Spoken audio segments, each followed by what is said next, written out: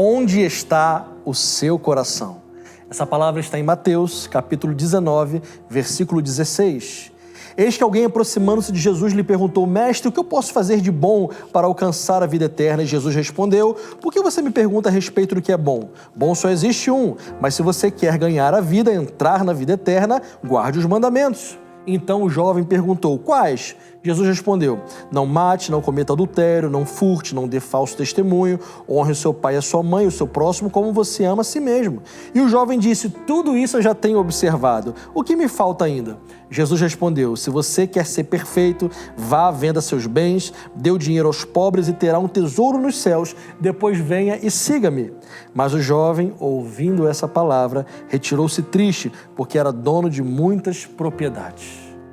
Nós vemos esse jovem num momento assim que a gente pode entender que era uma sinceridade muito grande dele. Ele chega até Jesus e ele pergunta o que é necessário fazer para ter a vida eterna. Mas esse jovem, por ser um jovem rico, provavelmente tinha tudo o que queria. Tudo que os seus olhos desejavam, tudo que o seu coração almejava, pelo dinheiro ele tinha.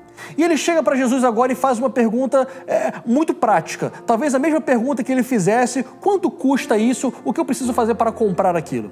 Ele chega para Jesus e diz: Mestre, o que eu tenho que fazer para ter a vida eterna? Talvez aquele jovem já estava acostumado a agir dessa forma, né? Quanto custa? O que eu tenho que fazer? Como é que eu faço para conseguir essa vida eterna?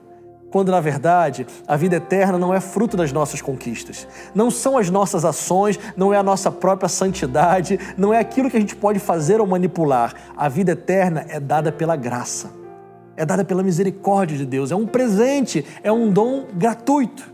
Bom, o jovem pergunta e recebe uma resposta de Jesus, talvez, não sei se é a resposta que ele esperava receber. Jesus começa então a citar várias coisas que aquele jovem, então, já que ele queria realmente saber, que ele precisava fazer. Observe uma coisa, talvez não sei se você já tinha notado nessa resposta de Jesus.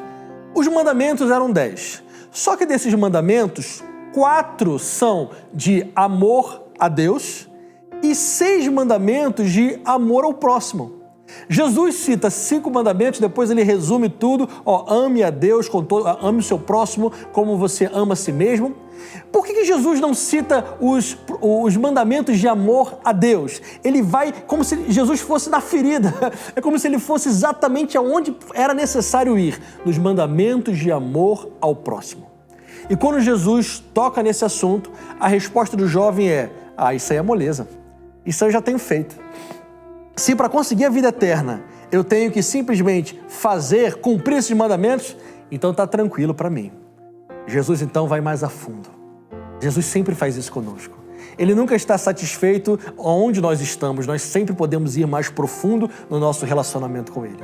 Jesus diz então: bom, já que você já faz tudo isso, então você não vai ter dificuldade em almejar uma vida de perfeição. Venda tudo que você tem e dê para os pobres. Já que você já cumpre todos esses mandamentos de amor ao próximo, vender tudo que você tem vai ser algo muito simples. A Bíblia diz que aquele jovem se retirou triste, porque ele tinha muitas propriedades e muitos bens. Sabe o que a gente pode aprender com isso, queridos? Que o coração daquele jovem não estava na vida eterna. O coração daquele jovem não estava em seguir a Jesus. O coração daquele rapaz não estava em viver uma vida para agradar a Deus. O coração dele estava nas coisas, nos bens, nas riquezas.